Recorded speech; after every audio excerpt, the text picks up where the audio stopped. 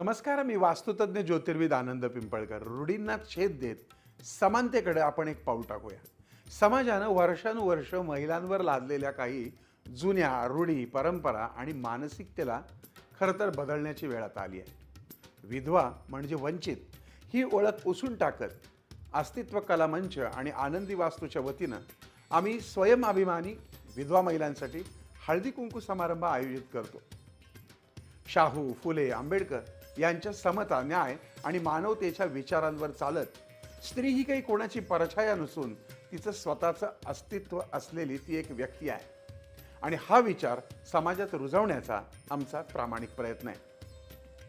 जात, धर्म, विधवा, सौभाग्यवती यासारख्या भिंती न उभारताच स्त्री पुरुष समानता, सन्मान आणि स्वाभिमान यासाठी अस्तित्व कलामंच आणि आनंदी वास्तू सातत्यानं कार्यरत आहे.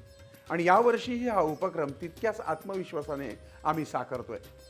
हा कार्यक्रम केवळ हळदी कुंकवाचा नाही, तर तो आहे स्त्री सबलीकरणाचा, आत्मसन्मानाचा आणि नव्या सामाजिक विचारांचा उत्सव.